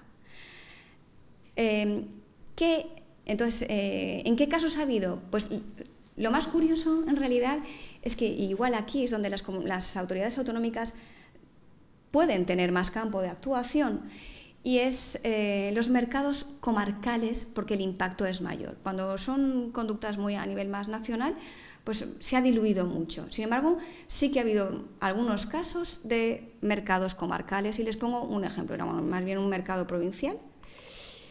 Se publicó durante varios días en un periódico de gran difusión en una provincia, de gran difusión, un anuncio que tenía manifestaciones falsas, y en las que decía que únicamente los APIs titulados, los agentes de la propiedad industrial con titulación oficial, pueden actuar en la mediación y la intermediación mobiliaria, cosa que es falsa. Bueno, pues se sancionó esta conducta precisamente por la vía del artículo 3 de la Ley de Competencia desleal, de la Ley de Defensa de la Competencia, porque se dijo es un acto de competencia desleal, acto de engaño a los consumidores, aparte de denigración para los agentes de la propiedad inmobiliarios no titulados oficialmente, pero un perjuicio para los consumidores que tienen la idea de que no pueden acudir a ellos, no deben ni pueden acudir a estos otros agentes. Se les ha engañado, porque no es cierto, porque su actuación o la mediación es perfectamente lícita, aunque no se tuviera la titulación. Se entendió que había una afectación del mercado provincial importante, había un impacto en ese mercado provincial importante a raíz de una conducta desleal. Bueno, con todo esto yo quisiera simplemente transmitirles que quería darles un bosquejo de cuáles son las conductas, hay muchas en las que se puede restringir la competencia, en cuáles la Comisión Autonómica puede entrar y de qué manera puede entrar. Y para las posibles denuncias que tuvieran interés en realizar, yo creo que ya le voy a ceder la palabra, bueno, el propio Pablo Pajín primero comunicará y ya seguidamente. Muchas gracias. Agradecer a Estella por su magnífica intervención muy clara. Y ahora damos a continuación la palabra a María José Pañón.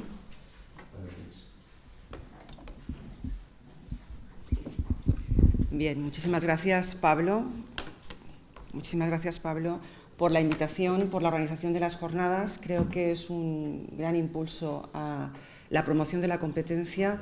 Lo hemos comentado en varias reuniones que hemos tenido, que precisamente la cultura, el arbitraje de consumo, de la mediación, a través de todas las actividades de promoción que se ha hecho desde las asociaciones de consumidores, ha sido fundamental para que el consumidor se vea protegido, y es algo que tenemos que tomar ejemplo para que pueda darse a conocer mejor esta cultura de la competencia.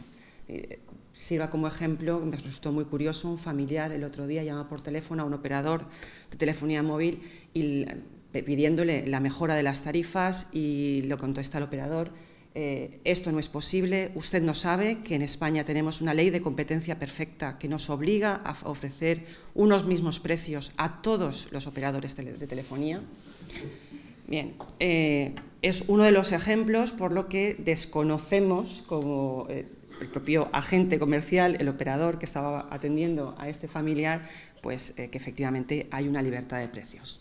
Entonces, con mi exposición, que voy a intentar, a pesar del contenido que aparece en las diapositivas y que luego le pasaremos a Pablo para que cuelgue en el canal YouTube de los consumidores, lo que intentamos hacer es involucrar de algún modo a los consumidores y, por supuesto, a las organizaciones que representan a los consumidores para ejecutar de manera efectiva estas políticas de la competencia, para considerarlos el verdadero motor de estas políticas y para el desarrollo de las mismas. Es decir, ese es uno de los objetivos fundamentales. Porque, ¿qué ocurre? Bueno, la Comisión de Defensa de la Competencia, su objetivo no tiene encomendada de manera específica o de manera directa la defensa de consumidores y usuarios. Es decir, lo que buscamos es establecer unas reglas del juego y resolver todos los problemas que se puedan producir en relación con estas conductas restrictivas. Y, por supuesto, nuestro ámbito de actuación está limitado por la Comunitat Valenciana. De manera que es aquí donde tanto los consumidores como las organizaciones que los representan creo que tienen un papel fundamental. Entonces, ¿quiénes pueden colaborar con nosotros? Es decir, necesitamos que sean nuestros ojos para que nos ayuden a mantener las reglas del juego que, en definitiva, de manera indirecta van a repercutir sobre todos nosotros, en definitiva, como consumidores y usuarios. Entonces, ¿los consumidores quiénes son?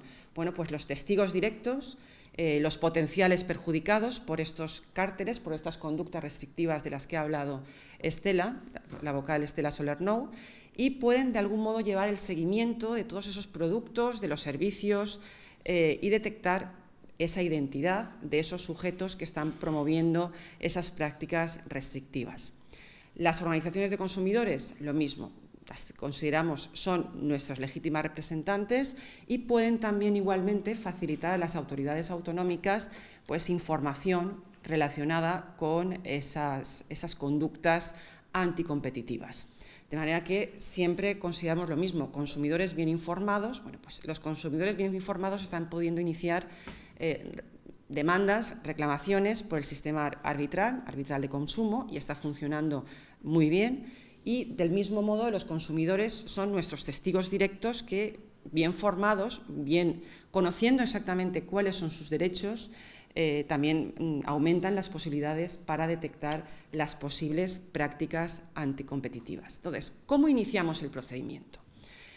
¿Quién lo inicia y ante qué órgano se inicia? Hasta que llega hasta nosotros, a la Comisión de Defensa de la Competencia, bueno, pues cualquier persona interesada, cualquier persona física o jurídica, interesada o no, a los efectos, como veremos, de la ley del régimen jurídico de las administraciones públicas, hay un contenido que se fija también reglamentariamente, es decir, cuál es el contenido de esa denuncia, que ahora veremos también, y cómo notificamos a los interesados el inicio de la incoación y cómo acceden al expediente para poder realizar todas las alegaciones correspondientes. Entonces, el procedimiento se puede iniciar de oficio por el órgano instructor.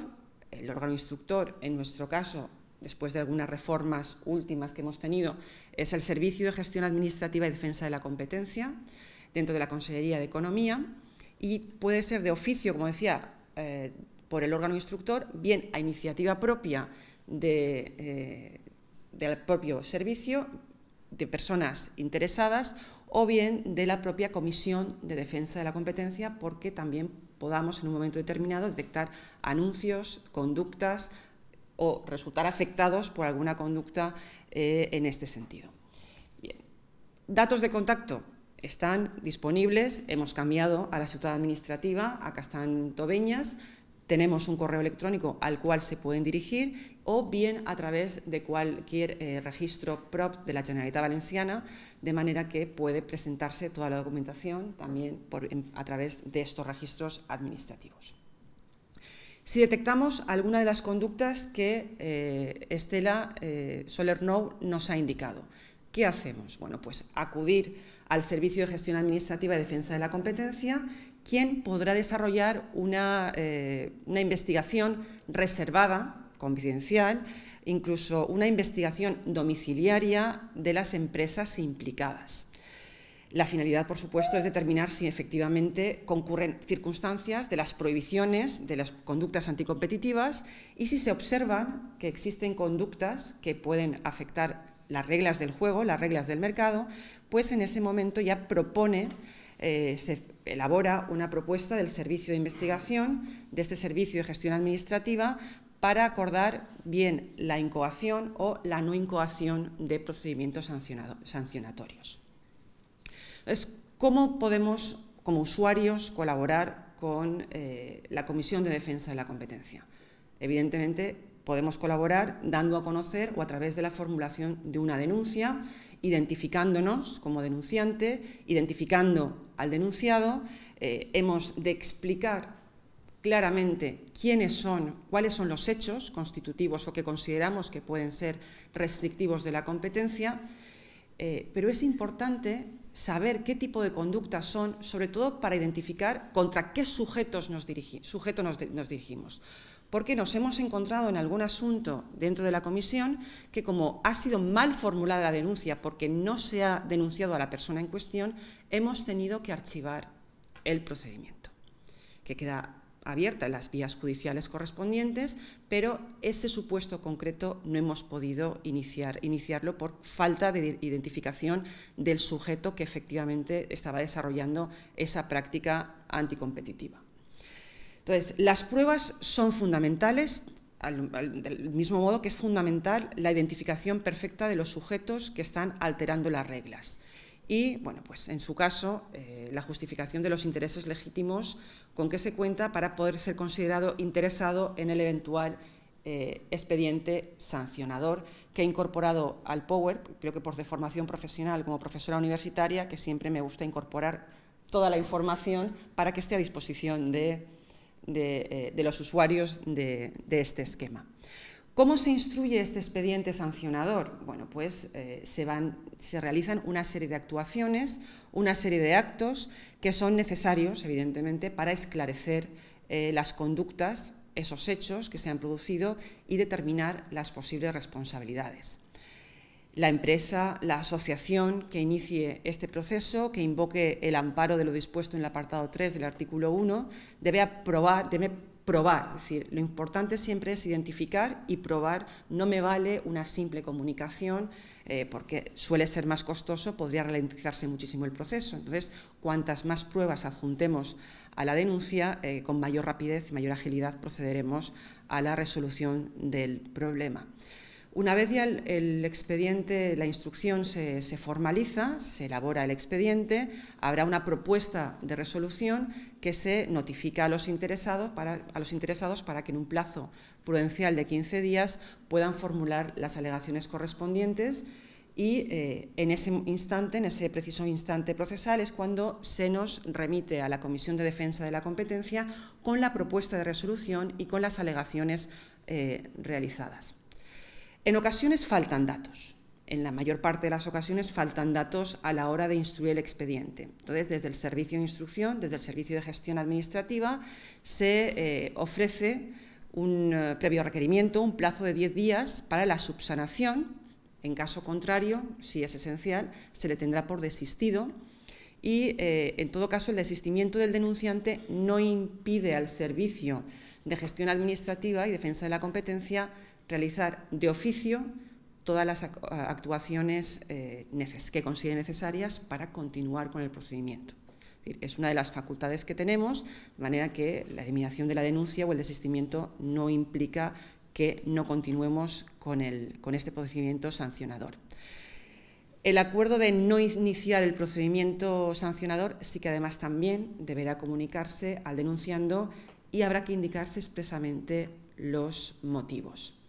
En el contenido del expediente es muy clara la identificación, debe quedar meridianamente clara la identificación de los presuntos responsables, de quién ha denunciado, de los hechos que motivan la incoación de este expediente, quién va a ser el instructor, y en todo caso, pues quienes tienen la condición de interesado. En ocasiones incluso si ha habido un expediente que se nos ha tramitado desde la Comisión Nacional de los Mercados y de la Competencia, antes Comisión Nacional de la Competencia, se ha personado la Dirección de Investigación como parte. Entonces, a los efectos de notificaciones tenemos que incorporarlo también a los efectos de darle comunicación sobre todo cada uno de los procesos y actos que llevamos a cabo en nuestra comisión. El plazo de instrucción del expediente, los encontramos esos plazos fijados por los artículos 36 de la Ley de Defensa de la Competencia, 28 del reglamento que desarrolla la Ley de Defensa de la Competencia, y fija que la instrucción, pues tendremos un plazo de 12 meses para instruir el expediente y, en todo caso, para el procedimiento completo dispondremos de 18 meses. Lo que sí que puedo, de alguna manera, constatar es que estamos cumpliendo con bastante agilidad, incluso pronto, con una pronta resolución, todos aquellos expedientes que entran en la comisión. La media es bastante inferior a los plazos máximos que nos impone la propia norma.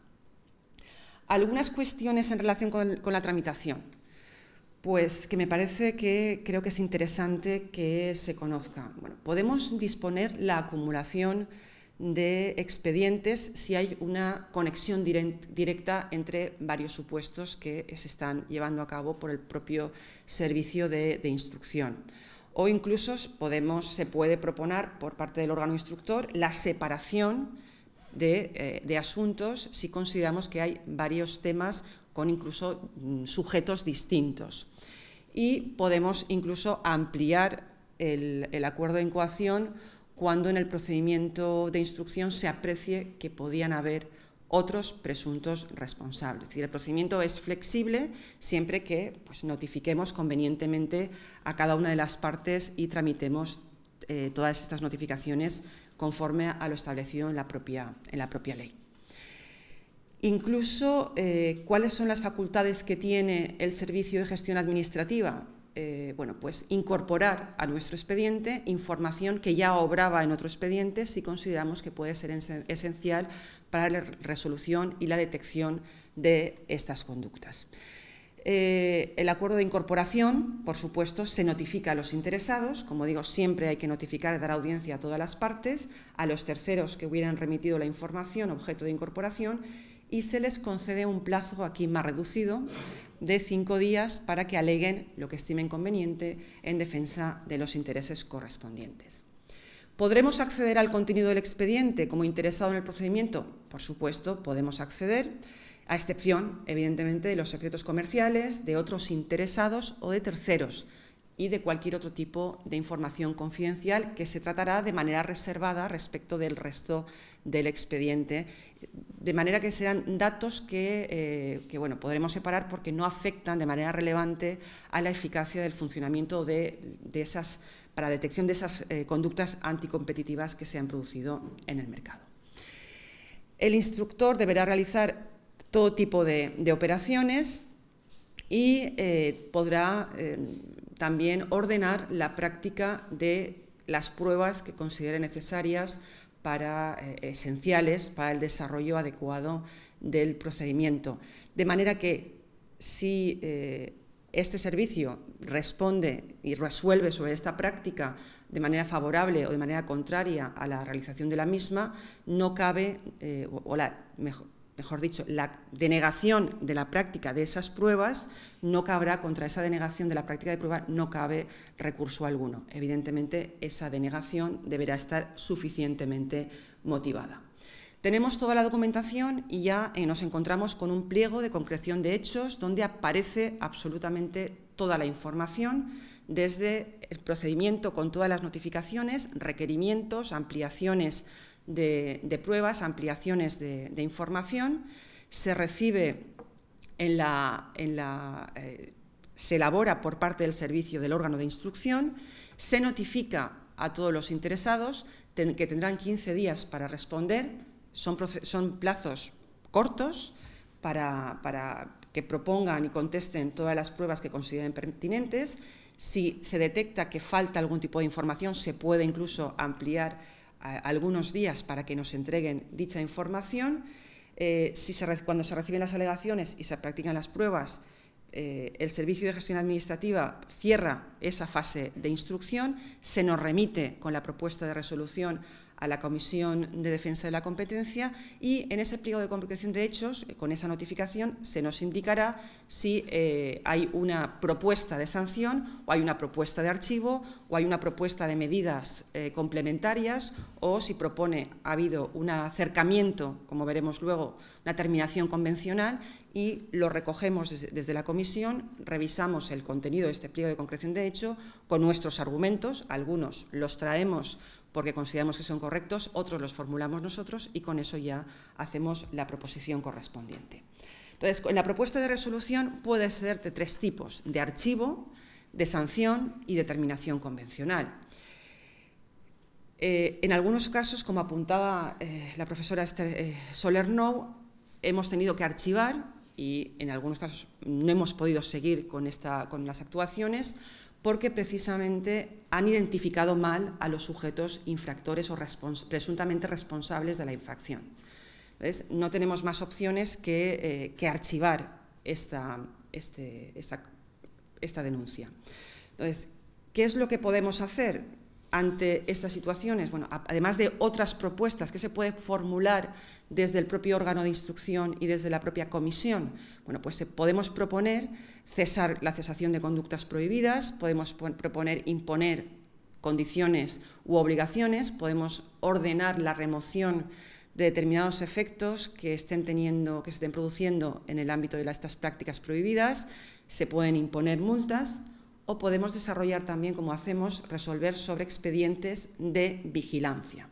De hecho, muchas veces en la propuesta de resolución sancionadora o de archivo, o por terminación convencional, porque se ha llegado a un acuerdo concreto determinado, lo que exigimos es luego revisar y vigilar que efectivamente durante un periodo prudencial se están cumpliendo y que no se va a iniciar esas prácticas anticompetitivas.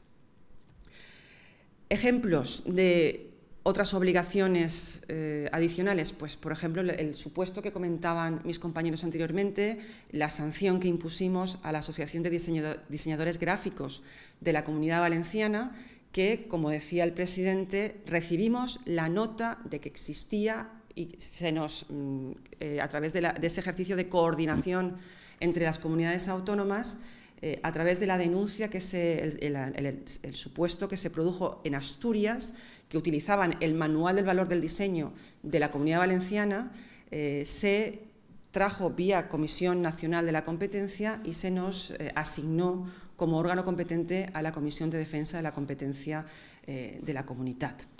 En este caso, el manual del valor del diseño estaba colgado en la web. Luego revisamos, vigilamos y confirmamos que ya aparecía como no disponible y en él se fijaban los honorarios.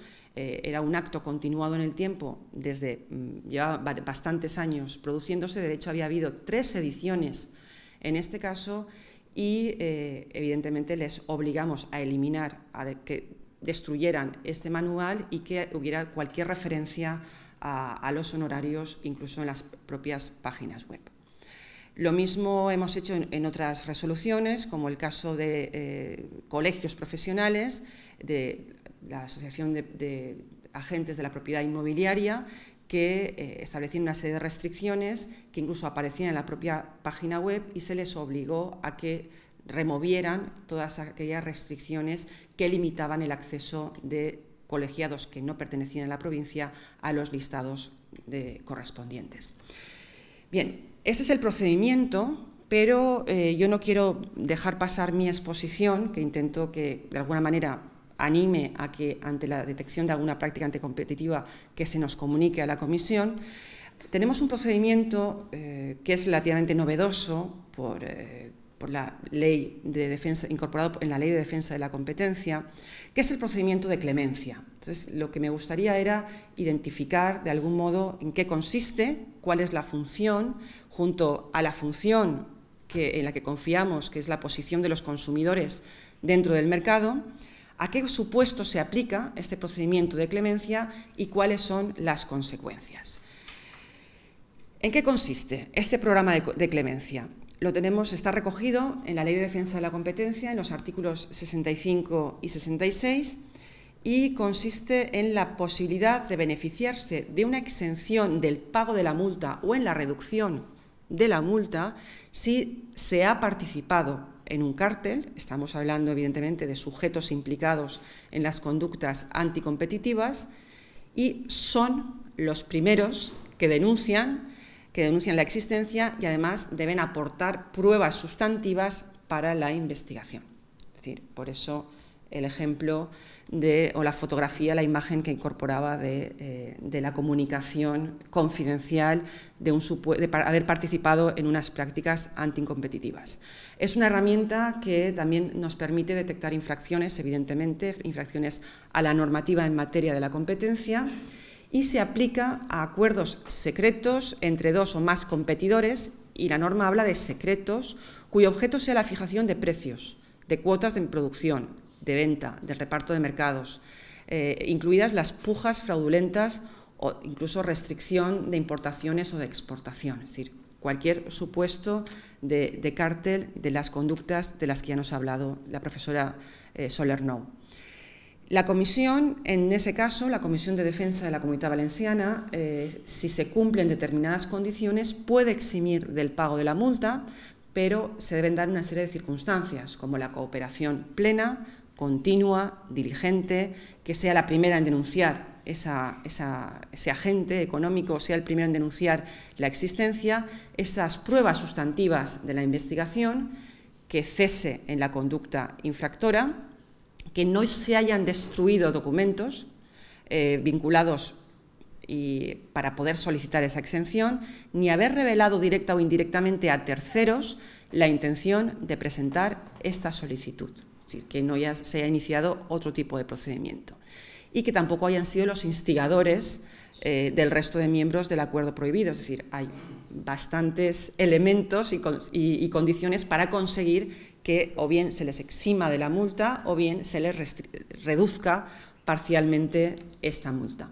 Esta exención del pago, en su caso, se puede conceder bien a la empresa que ha denunciado, que ha comunicado esta conducta infractora, pero también se puede aplicar a los representantes legales o a las personas que integran los cargos directivos y que han intervenido de manera directa en la toma del acuerdo, de la decisión, y siempre que colaboren igualmente, que cooperen de manera ordenada con la Comisión Nacional de la Competencia, en su caso, o la Comisión Autonómica en el nuestro. Se puede reducir también igualmente la multa si se cumplen estos 4 elementos, es decir, si facilitan elementos de prueba que se supongan un valor añadido respecto de la información que tiene en su poder bien la Comisión Nacional, bien la Comisión de Defensa de la Competencia, bien que cooperen plena y continuamente y de manera diligente, cuando cesen en su conducta infractora, o bien no hayan destruido elementos de prueba relacionados con esa solicitud de exención. Hay alguna serie de variables en las cuales no me voy a detener, pero la reducción puede variar desde el 30-50% hasta el 10% en función del tipo de información que hayan incorporado a la misma.